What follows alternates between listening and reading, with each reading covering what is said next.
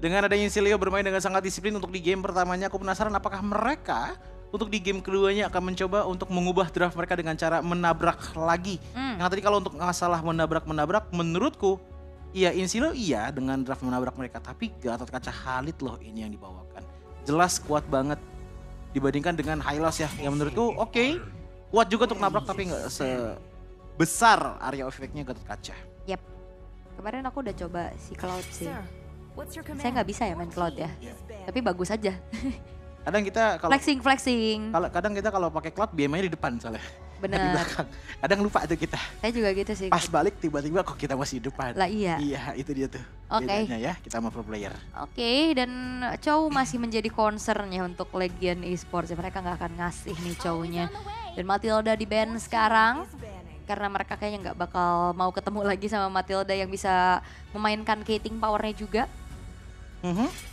Dan untuk terakhir berarti Hilda, Matilda yang udah ditutup, chipnya kebuka lagi ya, tapi again and again chip tadi untuk di game pertama juga nggak digunakan oleh kedua belah tim. Sementara untuk Suyo sekarang terbuka untuk Insilio lagi berarti ya? Iya, karena udah ada Yves sih sebenarnya lumayan ngejawab lah untuk adanya hero-hero melee bisa dipegangin.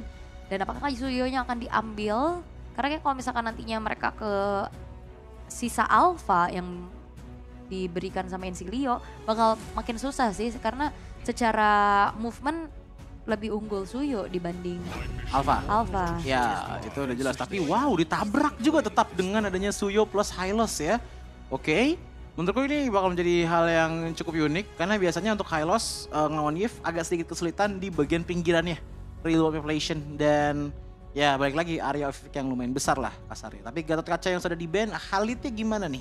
Khalidnya pengen diamanin kah sama teman-teman dari Legion Esports? Dan ternyata Povius dan Alpha yang diambil. Tipikal yang bakalan main ke ya nempel-nempel, meta family kasarnya untuk teman-teman dari Legion Esports. Meta kumpul. Oke. Ini hero-hero ungu ya sudah mulai bermunculan manusia ungu. Ya kan kok dulu pernah ya? Pernah dulu tapi kapan season ya?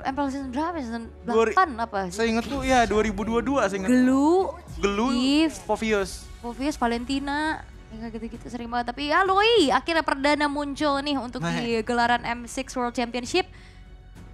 Yang dimana ini sempat jadi concern ya di match sebelumnya juga, dan akhirnya Loi berarti ini sangat-sangat sinergi dengan adanya macro play yang dimiliki sama Insilio. Nah gini loh, biasanya ya kalau udah ada Luoyi, kalau udah ada Hylos lawannya Yves, chance-nya untuk Tigreal keluar tuh gede banget. Karena aku sering banget lihat di match-match besar ya bahwa dengan adanya Tigreal masuk ke dalam real world operation, itu kan pasti ada beberapa yang masuk juga kan dari Legion Esports untuk nge-follow up area besarnya kan.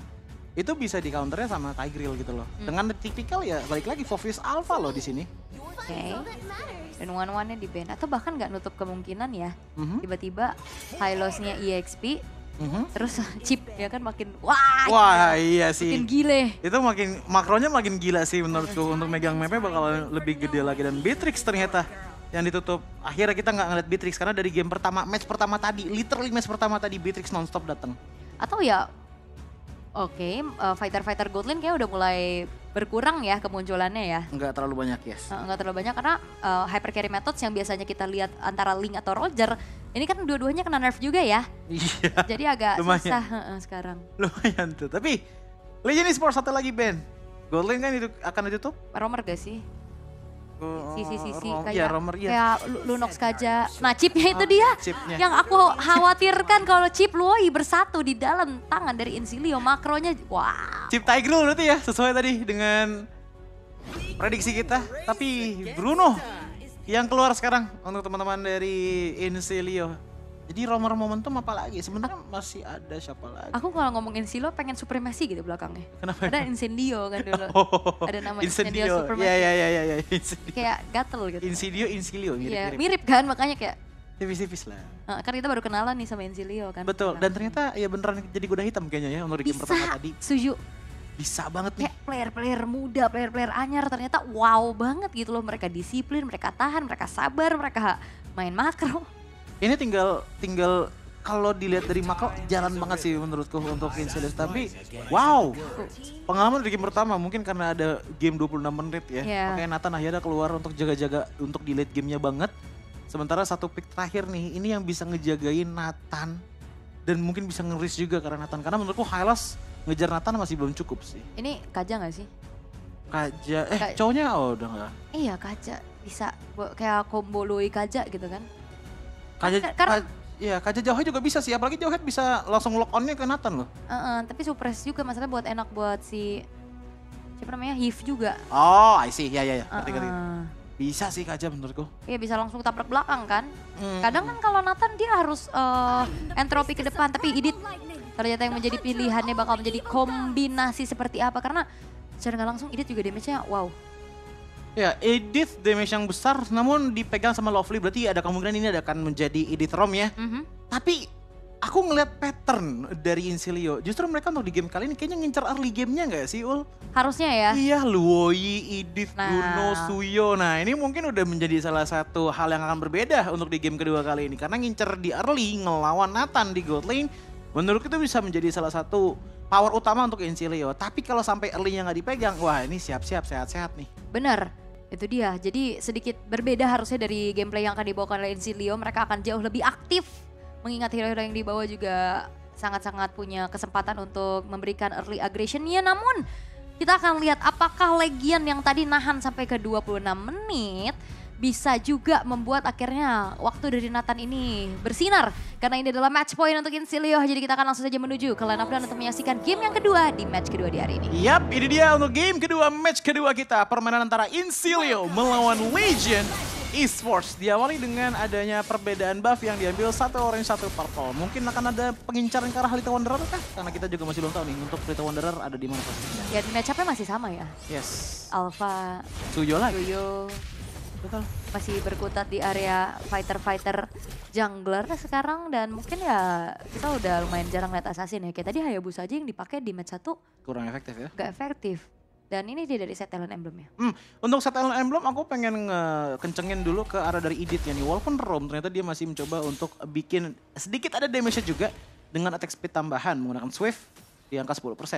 Sementara kalau kita ngelihat ke Reaper, Brave Smite yang dia gunakan untuk di game kali ini nyari sustainability mungkin siap-siap untuk di late game. Karena early-nya dari Luoyi udah lumayan sakit sih emang. Yap.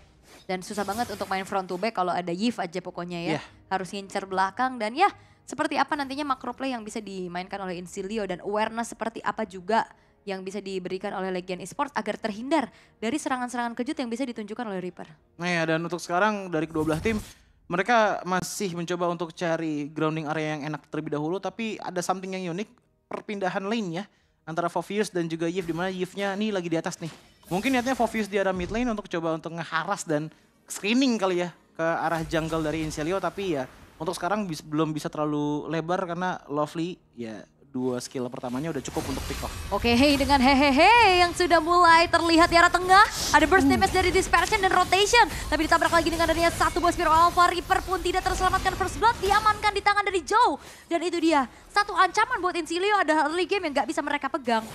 Ini bakal jadi bom waktu aja nantinya karena Nathan yang akan bersinar juga di mana Justinian terpaksa harus mundur. Iya, akan agak berbahaya, apalagi itu juga ngasih 300 gold tentunya untuk teman-teman dari Legion Esports, tapi tetap dilanjutkan juga dengan Hylos. Yes, tapi lihat Real Revelation dari belakang, ditabrak lagi tapi Justinian berhasil untuk bisa men-take over terhadap turtle-nya dan bahkan jauh dibalaskan keadaan. Sebuah keputusan yang kembali menjadi bagus untuk Insilio karena sekarang pemain-pemain dari Legion berhasil untuk dipukul mundur dengan HP yang gak banyak dan invasi ke arah satu buah purple buff dengan ada diversion tepat waktu, tapi ternyata masih sempat untuk bisa dapetin ke arah purple-nya karena Lovely-nya gak ikut pulang. Iya, tadi hampir banget, ternyata bagus konsepnya dengan adanya ngambil purple buff udah langsung pulang aja, tapi sedikit tertinggal ya udah sengganya gak ada purple buff lah untuk Joe. Cuman yang aku notice tadi adalah dari Maniac-nya, dia udah mulai pede dan berani loh untuk ngebuat decision yang bisa dibilang sangat riskan. Maju ke depan sana di saat adanya real world manipulation, tiba-tiba dibantu sama Lovely dan ternyata works dengan Justinian yang masih bisa mendapatkan turtle-nya. Dan sebenarnya keuntungan tadi tuh bisa lebih diamanin lagi sama Insilio kalau duality-nya Reaper connect. Tapi tadi sayangnya nggak connect ke arah Meow, jadi tidak ada pick off tambahan yang datang dari Insilio. Yes, dan tadi di EXP ada piala M6 ya? Ada. Motivasi. Betul. Sebagai motivasi, ayo kita bawa pulang piala M6. Itu versi digitalnya, belum fisik soalnya. Betul, tapi soft copy. Motivasi dulu ya seenggaknya. Tapi untuk sekarang walaupun terlihat ya dari segi point kill Legion Esports unggul 2-1. Tapi masalahnya tadi dengan turtle yang didapetin untuk Enzilio juga ngebuat dari goldnya ke boost nih ya. Dari sharing EXP-nya juga bertambah sehingga perlahan Enzilio berbalik unggul. Tinggal lihat aja sih untuk objektifnya seperti apa. Karena untuk pengalaman di game pertama tadi kan objektifnya Legion tuh yang kuat banget tuh. Menurutku. Kill point-nya emang dipegang sama Enzilio. Tapi makin kesini, wah Karat makin rontok dari Enzilio dan tanpa disadari. Tapi pindah ke arah bottom lane. 2 orang di bawah. Tanpa ada gengkingan karena Dawn juga udah mulai berani maju ke depan hadapan dari Nathan. Yes, dan concern dari Enzilio udah mulai harus ke arah Nathan ya sih. Nah, jangan sampai nantinya dapetin waktu juga tapi jauh kali tertangkap sudah dengan ada dispersion dan rotation. Efek sisi duality yang on point membuat dari Joe ternyata harus berhasil untuk meregang nyawanya. Wah itu benar-benar timing yang pas banget ya. Mungkin pembacaannya dari purple buff nih. Purple buff yang udah spawn langsung tiba-tiba by feeling. Masuk ke dalam sana informasi juga bahwa Joe-nya di situ langsung digas dan Turtle. Yang kedua akhirnya diamanin. Ada onward juga yang terbuka untuk membuat dari Meo terpaksa mengeluarkan 1 buah flicker untuk mundur. Dan 1000 hampir di gold lead yang dipegang sama Enzilio. Nggak terlalu jauh sebenarnya. Karena dari Enzilio juga kayaknya mereka masih coba untuk dapetin siapapun yang bisa didapetin. Karena belum ada nih gangguan menuju ke arah daylight yang masih aman-aman aja. By level juga ya hanya terpaut 1 aja. Tapi aku jadi mikir deh, wait sebentar dulu miss tuh. Dari Gnartnya. Kenapa ya? Dari tadi dari Legion untuk Khalidnya terlihat masih belum berhasil menjadi sosok initiator yang tepat. Belum dapat ya makanan pokoknya. Gak cuman itu sih ngeliatnya dari late game potential sebenarnya ini juga mungkin jadi masalah untuk Legion Esports. Mereka punya Nathan. Tapi dengan power dari diversion yang menurutku ini bakalan bisa jadi pick off maneuver. Ibaratnya ini adalah Kaja versi tim yang maju ke arah manapun gitu loh dengan minimnya visibilitas seperti sekarang. Itu dia tabrakan kembali terjadi. 1 buah Purify terpaksa memang harus dikeluarkan oleh Daylight untuk bisa membuat dirinya bertahan atas inisiasi yang dilakukan oleh Enzilio.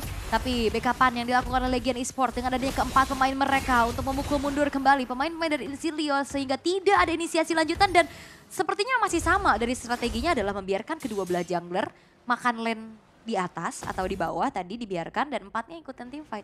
Iya dan ini yang terus dilakukan oleh Enzilio dan juga Legion Esports cuman bedanya untuk sekarang mainin ke arah team fight mepetnya menurutku lebih dimenangkan oleh Enzilio berkat adanya Luoyi. So selama Luoyi-nya Enzilio itu bisa dijaga dengan baik menurutku Legion Esports akan agak sulit nih untuk bisa set up team fight jangka panjang yang enak untuk mereka. Mereka punya real world manipulation tapi kita juga harus ngelihat bahwa ya ini yang bakal jadi problem. Nah ini diversion play akan mengarah kemana? Akan memancing keberadaan dari Daylight harusnya.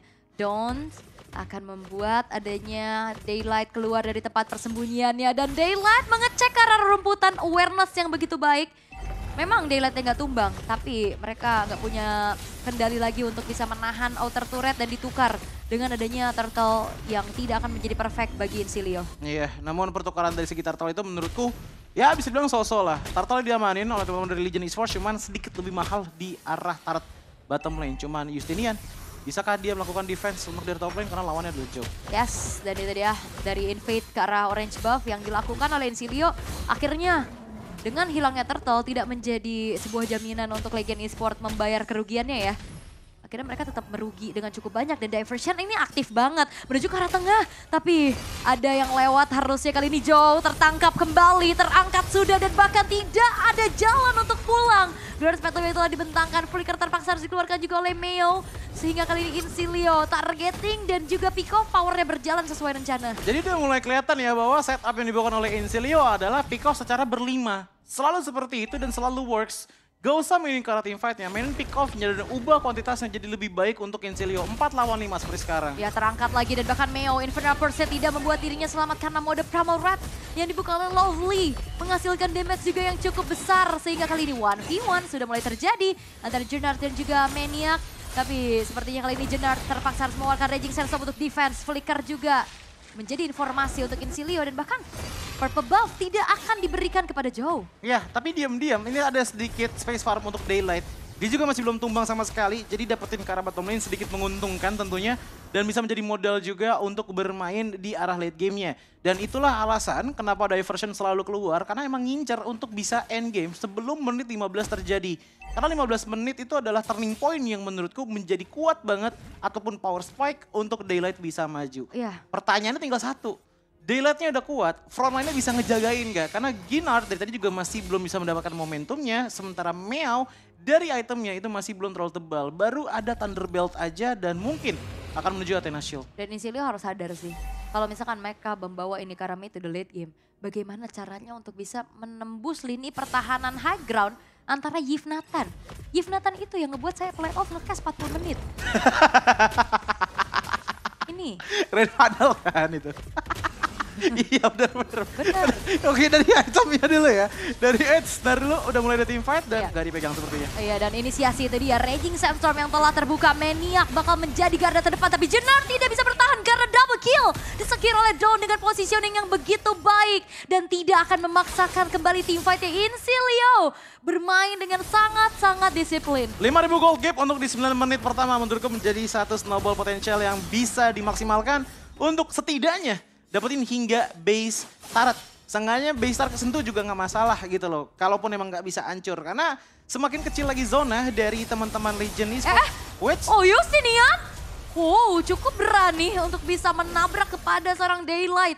Yang kadang satu buah interference itu tidak punya damage yang besar, tapi bikin galau. Itu teori of everything yang banyak banget miscalculate loh. Assassin-assassin yang coba untuk maju ke arah dari Nathan. Karena menurutku itu yang membuat Nathan tuh susah banget di reach. Theory of everything yang bisa dorong balik dan bahkan bisa mengombang-ambingkan siapapun yang ngelawan ke depan sana. Tapi balik lagi ke dalam pembahasan, menurutku ya ini momen-momen dimana Isilio harusnya bisa mulai agresif banget lah. Walaupun gak ada Justinian. Nah ini high ground-nya kuat. Lihat udah dibuka, Grass Pathway, di-clear dari jauh juga Yves-nya, Nathan-nya. Bakal susah dan ini bakal jadi bom waktu sekali lagi yang perlu diingat oleh Isilio. Jangan sampai mereka membawa ini ke arah late game kalau nggak mau dibawa ke game yang ketiga. Walaupun memang in the end satu buah inner turret di arah tengah berhasil tetap dihancurkan ya. Iya, dan bahkan dari pasifnya juga, jadi tipis-tipis lordnya juga menjadi sebuah distraksi lah. Untuk wait sebentar dulu, ini dia show akan datang. Iya, bakal ada pengawalan terhadap lordnya. Diversion play kembali diperlihatkan. Lordnya masih belum terclear, pasif sudah mulai ke-trigger juga. Walaupun masih bisa ditahan setidaknya. Ini pasif-pasifnya udah mulai di-trigger, bahkan di bawah juga udah nggak ada. Sakit banget tuh Evil Queller, ditabrak lagi. Bakal ada usaha lagi dari Justinian untuk menabrak masuk. Grass Pathway telah dibentangkan, tapi lihat bagaimana kali ini Purify, save the day. Dan juga Entropy membuat dari sosok Daylight selamat, tapi base turret yang tengah berhasil dihancurkan. Hehehe, menjadi nyawa yang direnggut juga dan bahkan double kill. Ditabung oleh Dawn dengan Windtalker yang baru juga sekarang selesai. Tabrakan akan kembali terjadi karena 3 base turret sudah tidak ada. Isilio, mereka akan end the game karena Meow-nya pun tidak lagi bisa menahan damage cukup besar. Unstoppable didapatkan, base-nya terbuka tapi Dawn-nya tidak ada. High ground yang masih bisa dipertahankan dengan double kill. Dan menjadi penyelamat pula oleh Daylight, triple kill. Dan bahkan satu buah diversion menyelamatkan nyawa hampir Maniac, tapi Maniac yang ditabung oleh Daylight dan membuat dari Legion Esports mereka masih bisa bernafas. Satu momen terakhir yang terlalu dipaksakan oleh Isilio yang membuat dari Maniac pun jatuh ke tangan Daylight. Dan ini momen yang dari tadi kita bicarakan. Momen di mana Red Flag pun telah terkibarkan untuk teman-teman dari Isilio. Power late game potential dari Daylight yang sudah sangat sakit harus mereka hadapi. Oke, aku ngelihat permainan sangat pintar tapi Hylos dari Maniac bisakah pulang? Wah dikejar sih ya, tapi satu hit terakhir. Maniac masih bisa bertahan atas kejaran dari Daylight yang bahkan kalau udah di menit 12 kayak gini bakal berat ya. Tapi hehehe mengetahui adanya diversion play juga akan diberikan informasinya. Namun Legion Esports mereka akan dilematis kalau misalkan emang mau paksa ke arah team fight. Karena ini Lord in hand. 3 base turretnya udah gak ada. Iya, namun balik lagi sebenarnya balik untuk startnya Isilio ya menurutku bagus banget. Mereka terus maksain atas, tengah, bawah, bawah, tengah, atas. Ditambah lagi dengan tengahnya tiba-tiba ditambahkan dengan Glorious Pathway. Dibandingkan dengan real world manipulation, otomatis dia nggak bisa keep up. Dari real world manipulationnya untuk melakukan defense. Itu yang bagus banget, tapi mereka overcommit. Wah ini team fight bakal coba untuk langsung saja dikendalikan. Spiral Alpha telah terbuka, tapi dengan adanya satu buah retribution on point dari Sunian. Dan bahkan Jinardnya pun gak bisa kemana, tapi Joe masih punya lifesteal yang dimiliki sehingga Joe tidak mudah untuk ditumbangkan dan Legend Esports hanya kehilangan Jinard. Dan bicara lagi tentang adanya power high ground defense, harusnya mereka masih bisa setidaknya mengendalikan kalau Daylight dan juga hehehe-nya nggak tumbang. Iya, asalkan ini nggak long term team fight banget sih dari Incilia, karena ngelihat dari Suyo-nya pun di sini udah benar-benar full build banget ke arah offense. Begitupun juga dengan Hylos yang udah siap dengan Radiant Armor plus dengan adanya Dominance Ice-nya juga. Setidaknya ada attack speed yang bisa dikurangin lah dari Daylight kepada teman-teman dari Incilia. Tapi ini dia untuk tabrakan terakhirnya. Dipaksa diversion menjadi sebuah ancaman. Raging Sandstorm telah terbuka. Lord masih coba untuk di-clear perlahan, tapi Reaper mendapatkan 1 poin kill tambahan di mana Joe-nya pun tidak ada dan base-nya terbuka dan Incilia berhasil untuk bisa mendapatkan 2-0 tanpa balas dengan gameplay yang begitu agresif. Yes, 2-0 permainan yang sangat intens dan bahkan team fight demi team fight terjadi. Berbeda sekali dengan game pertama di mana semua permainan pasif. Tapi di game kedua Incilia mengeluarkan sang kuda hitamnya, power kuda hitamnya kepada Legend Esports 2-0 di tangan. Dan aku melihat sebenarnya banyak sekali ada misstep yang dilakukan oleh Incilia, tapi tetap kemenangan lah, tetap kemenangan. Cuman ini akan menjadi pembelajaran juga untuk di match ke depan mereka. Karena menurutku di game pertama mereka sangat-sangat disiplin. Tapi sampai yang dikatakan oleh Aul tadi terlalu disiplin ya untuk game pertama. Tapi untuk di game keduanya sekalinya nggak disiplin lumayan overcommit menurutku. Seperti tadi dengan adanya Maniac yang dikeluarkan oleh Nathan. Itu jadi turning point yang benar berbahaya banget. Untungnya tadi pas di Lord setelah adanya Maniac, positioningnya itu nggak bener-bener enak banget lah untuk Nathan-nya bisa melakukan hit. Otomatis ada satu yang tumbang duluan itu Foviusnya, ya udah langsung Lord gas dan didapetin oleh Incilia. Dan masalahnya juga base turretnya yang udah hancur jadi masih gak rugi-rugi banget lah buat Incilia. Sampai akhirnya mereka paham betul dengan secara konsep ya, kayak tadi di game pertama ya mungkin cek ombak dulu ya kan. Panggung perdananya juga. Secara disiplinitas oke banget gitu dengan draft yang dibawain juga. Karena mereka mainnya kating. Mereka susah banget ya buat main tabrak-tabrak masuk. Tapi di game kedua dengan draft yang mereka bawakan. Seperti apa yang Choji katakan di pas draft tadi. Main early game. Bruno, Suyo juga. Dan bahkan Matilda dari Loi yang jauh lebih aktif. Dan ya mereka manfaatin dengan cukup baik. Walaupun ada sedikit over tadi yang terjadi di area high ground defense-nya teman-teman dari Legion. Tapi gak jadi masalah ternyata. Walaupun memang berbahaya, tapi banget. Tetap bisa ditanggulangin karena masih menit belasan. Waktu spawnnya juga nggak yang terlalu lama. Betul, tapi ya 6 kill kalau nggak salah tadi ya tiba-tiba ya yang dimiliki oleh Nathan. Jadi lumayan berbahaya untuk damage outputnya dari Nathan itu sendiri. Tapi yang harus aku kasih kredit adalah, jujur mungkin ini kali pertama aku ngelihat adanya 4 kali diversion di 6 menit.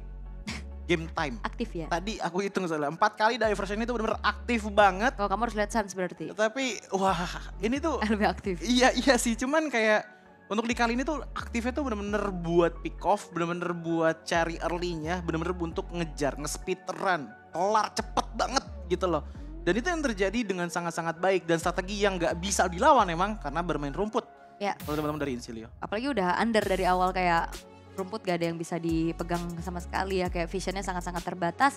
Sebenarnya kita ngeliat dari itemizationnya nanti akan seperti apa dari kedua belah tim, karena secara gold gap pun ini kerasa. Dan sekarang panen kill di 13 menit, 14/9. Tadi di sebelumnya beda. Cuman 13/5, 26 menit bayangin. Beda ya berarti ya? Jauh bedanya gameplaynya yang dimanfaatin dengan draft yang dibawa juga. Cuman tetap aja kalau kita ngeliat dari Daylight, ini sih tipikal marksman yang emang harus di note ya oleh teman-teman dari wildcard yang lainnya. Even dengan power dari Nathan pun melawan Bruno, dia nggak tumbang sama sekali. Mau banyaknya gankingan dia tahu. Dan yang paling bagus tadi tuh, yang di bawah dia ngecek pakai theory of everything. Dorong tipis, ada orang ternyata. Aware. Awareness-nya bagus banget, makronya bagus banget dari Daylight. Dengan item yang menurutku ya ini udah komplit banget gitu loh. Untuk bisa ngehajar teman-teman dari Incilia. Tapi emang gak bisa dipungkiri bahwa untuk powernya Incilia dengan Luoyi menggunakan Divine Glaive, Gloomy One, even Enchanted Talisman. Tipikal yang bukan gede banget untuk di magical damage-nya. Tapi dengan utility yang banyak ditambah dengan skill set yang emang sakit dari Luoyi, ngebuat Incilia itu enak banget untuk bermain bertempel atau ngelawan tim yang menempel. Yang banyak jadi korbannya itu tadi ya Joe dan juga Meow. Tipikal fighter ini yang gak bisa pulang sama sekali, udah kesedot, keombang-ambing juga dengan Earth Shatter dan juga forward. Ditambah lagi dengan Incilia, tadi kita ngelihat adanya Hylos dengan Revitalize. Yang menurutku ini agak sedikit menampil jadinya. Di saat adanya teamfight paksa. Masuk ke dalam real world manipulation, dia tinggal nempel aja sama Hylosnya untuk dapetin nyawa ekstra. Kasarnya gitu sih untuk di game kali ini. Yes, dan kayak tadi ya, melihat dari Hylos yang kuat banget juga nahan damage dari Daylight-nya juga menjadi sebuah titik akhirnya gak yang menjadi ancaman berarti buat Incilia. Dan ya kita melihat 2-0 game time yang bahkan setengahnya loh. Tadi 26 menit sekarang 13 menit. Dengan memanfaatkan segi draft yang sudah dibawakan juga. Berarti kalau bisa kita katakan Incilia ini punya strategi yang cukup banyak ya. Banyak. Main late game ayo, main disiplin, main makro boleh. Mau main teamfight paksa, main agresif juga bisa. Dan bisa kita katakan kembali Incilia menjadi satu kuda hitam di wildcard nih. Betul, dan even kalau kita ngeliat di Lovely-nya sendiri ya, dia juga punya dua tipikal yang udah mulai kelihatan juga ya. Pick off dia juga bisa dengan adanya power dari Edith.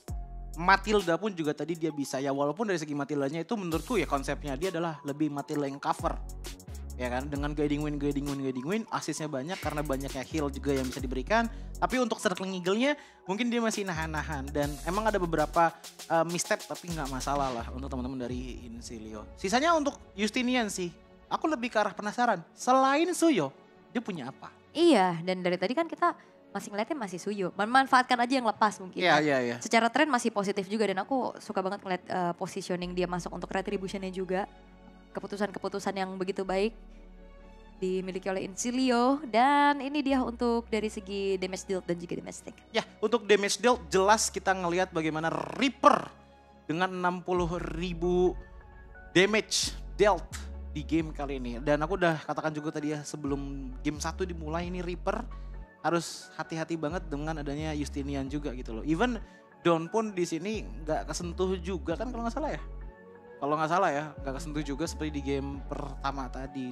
Selebihnya kesentuh kan tadi Maniac. Oh iya, satu kali kesentuh dengan dari Maniac dari Daylight. Tapi ngomongin Maniac, ya Maniac sama nih. Hylos juga nih, belum ngebuka kartu-kartu yang lainnya. Aku jadi penasaran sih, karena kalau misalkan dia tipikal Hylos yang kuat banget ya untuk di game kali ini pun aku juga harus akuin. Hylosnya tuh bener-bener mikro yang bagus banget. Glorious Pathway-nya pas dibukanya, targetingnya tahu ke siapa yang harus tempel juga dia tahu gitu loh. Jadi aku penasaran, ini tuh tipikal XP laner yang bakalan full ke arah ya gue maju, lu follow apa atau enggak ya belakangan, atau emang bakal stick together sama timnya. Ya. Ini yang menurutku bakal jadi contender kuatnya Rarki Akira kayaknya. Oke, berarti menjadi satu ancaman di grup B ya. Oke, dengan poin penuh juga nih 2-0 yang berhasil untuk dikantongi oleh Incilia. Berarti ya nggak terlalu banyak ngeluarin strats ya mereka ya, baru ya lebih ke sama kan? Sama. Suyo sama Hylos untuk segi hero-nya. Sementara kalau dari segi gameplaynya yang pertama ya mainnya lebih ke yaudah pasif dulu, sabar dulu. Ternyata di game yang kedua lebih agresif dan siapakah yang menjadi MVP atas keagresivitas tersebut? Reaper lagi kah? Karena ini dia untuk MVP-nya jatuh ke tangan, ding MVP by GoPay jatuh ke tangan Dawn ternyata dengan 6 kill, 1 death dan juga 5 assist. 1 death tadi dari Maniac-nya Nathan, tapi nggak masalah karena untuk gameplaynya menurutku Dawn ini tipikal god lane yang bakal stick together sama tim dan mungkin bakal nunggu komandonya. Tapi sekalinya dikasih komando ya dia bakal eksekusi dengan sangat baik out. Dan ya positioning dia sih aku suka banget ya. Tidak tersentuh jadi don't touch me. Don't touch Dawn ya, DTD don't touch ya. Dawn dan don't touch me dan ini dia MVP highlights-nya. Dimulai dengan adanya Dawn tadi yang udah dapetin kill point yang sangat banyak menurutku dengan ada double kill, tapi itu juga ya baik lagi dibarengi dengan teman-teman ya. Makanya tadi aku bilang kalau dikasih komando dia bakal menjalankannya dengan sangat-sangat baik. Pindah lagi ke menit yang ke-12, dia bener-bener main. Coba lihat posisinya Dawn deh. Dia kejar meownya, terus tiba-tiba ada yang maju ke depan tuh dengan entropi. Kaget dong dia. Otomatis dia tertumbangkan, tapi nantinya di satu push terakhir aku inget banget. Itu bolanya Dawn fokusnya ke turret doang. Iya. Tapi ini gagal selamat ya karena ancang-ancang dari diversion tuh lama banget. Dan ini upaya defense sebenarnya. Balik lagi high ground-nya kuat tapi apalah daya super wave minion. Lord Enhance juga. Dawn-nya benar-benar free hit juga di belakang sampai akhirnya membawa Incilia dengan poin pertama mereka. Yes, 2-0 telah diamankan ya. Dan itu dia